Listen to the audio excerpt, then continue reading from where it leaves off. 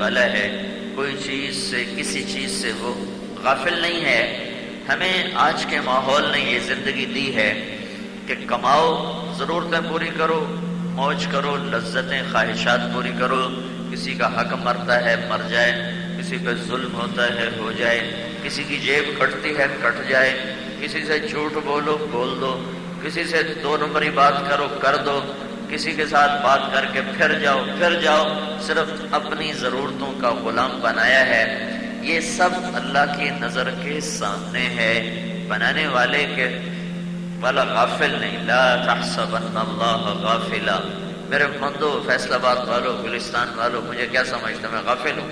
کس عما یعمل الظالمون، جو تم زیادتیاں کرتے ہو مجھ سے چھپی ہوئی ہیں۔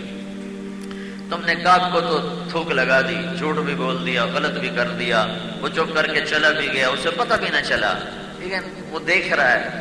لا تحسبن اللہ غافلا، مجھے غافل نہ سمجھو۔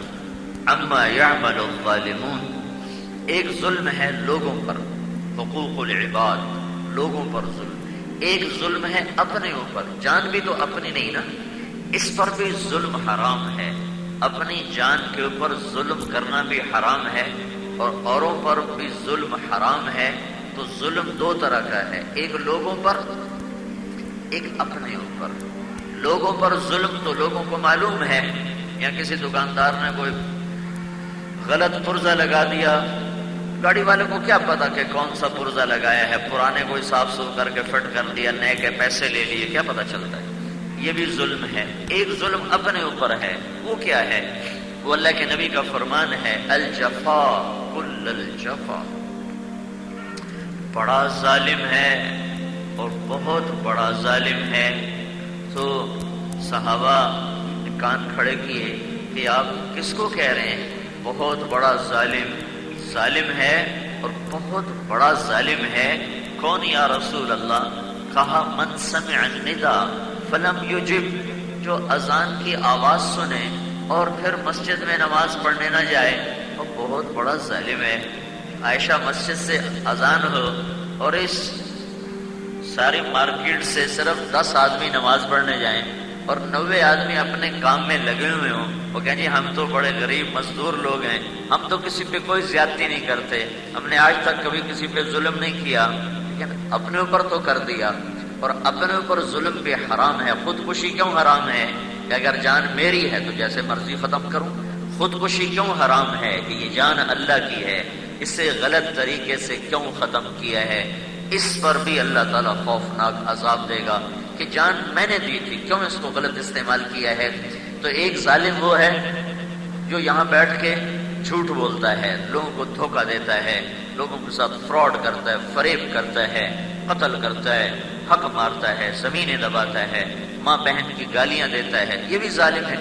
ایک ظالم وہ ہے جس کو کوئی ظالم سمجھتا ہی نہیں، نہ وہ اپنے آپ کو ظالم سمجھتا ہے کہ میں نے کیا ظلم کیا ہے۔ یہ وہ ہے جو عائشہ مسجد کی اذان کی آواز سنتا ہے اور پھر اپنے دفتر سے اٹھ کے ادھر کو نہیں چلتا، اس کو میرے نبی نے کہا کل الجفا، یہ سارے ظالموں سے بڑا ظالم ہے، اس نے اللہ کے حق کو مارا ہے۔ اللہ کا حق ساری مخلوق میں سب سے زیادہ ہے، سب سے بڑا حق ہمارے اللہ کا ہے کہ میں اللہ کی پکار پر سر جھکاؤں، اللہ کی پکار پر میرا سر سجدے میں جائے، اللہ کی پکار پر میری دکان بند ہو، اللہ کی پکار پر میرا کاروبار بند ہو، میرا گھر سے قدم باہر نکلے کہ کدھر جا رہے ہو؟ اللہ نے بلایا ہے۔ کہاں جا رہے ہو؟ اللہ کی پکار ہے، حی علی الصلاۃ، حی علی الصلاۃ۔ اور بلانے والا بہت بڑا شہنشاہ ہے، اس کے بلانے کا انداز ہونا چاہیے تھا تکبر والا اور جلال والا اور کبریائی والا، کہ اللہ تعالیٰ کی طرف سے آواز آتی چلو حلموا الی الصلاۃ، اے دنیا کے انسانوں چلو نماز کے لیے۔ لیکن میں اس مالک پہ قربان جاؤں جس نے ہمیں بلایا، کیسے بلایا؟ کہ حی حی علی الصلاۃ۔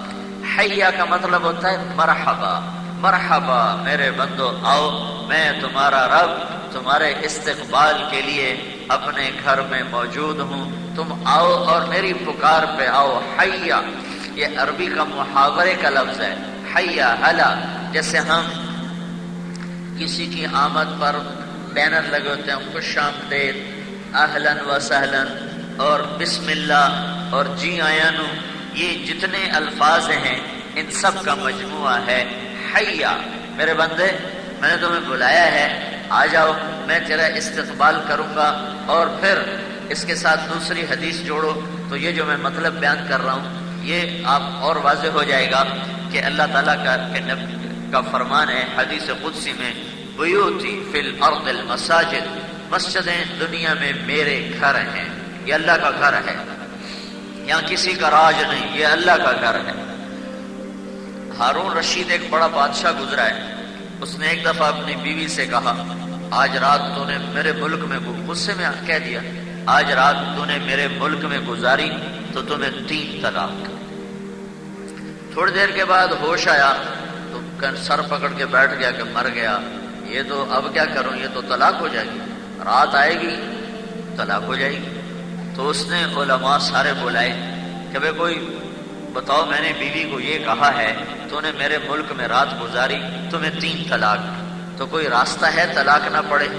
تو سب نے کہا ایک راستہ ہے کہ تیرے ملک سے باہر نکال دیا جائے، اور اس کا ملک فیصل آباد تک تھا، کہاں سے نکالا جائے؟ بغداد سے لے کر کشمیر تک اس کی حکومت تھی، تو کہاں سے نکالے وہ؟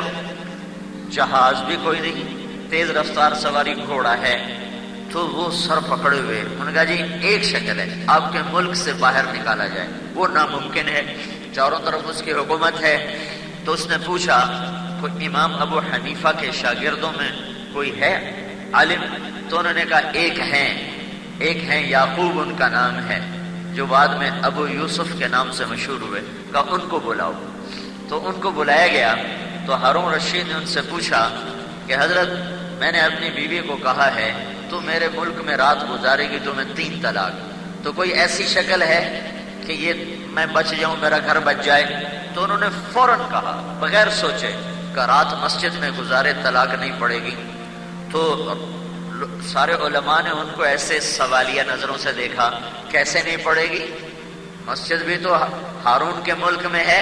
تو اس پر انہوں نے قرآن کی آیت پڑھی وَأَنَّ الْمَسَاجِدَ لِلَّهِ فَلَا تَدْعُوا مَعَ اللَّهِ أَحَدًا، کہ اللہ تعالیٰ کہتا ہے مسجد اللہ کی ہے، ہارون کی نہیں ہے، یہ اللہ کی ہے، یہ اللہ کا گھر ہے، نہ کسی بادشاہ کا ہے، نہ یہ گلستان کالونی والوں کی ہے، نہ یہ بنانے والوں کی ہے، نہ یہ وہ جو رجسٹرڈ ہو جاتی ہے نا کہ ہماری رجسٹرڈ ہے، نہ یہ ان کی ہے، یہ صرف اللہ کی ہے۔ وَأَنَّ الْمَسَاجِدَ لِلَّهِ، مسجد اللہ کی ہے۔ تو ہارون رشید اتنا خوش ہوا، اس نے ان کو 1,00,000 درہم انعام دیا، اور پھر اس کے بعد ان کو ساری اسلامی سلطنت کا چیف جسٹس بنا دیا۔ 17 سال وہ چیف جسٹس رہے اس ایک فتوے پر۔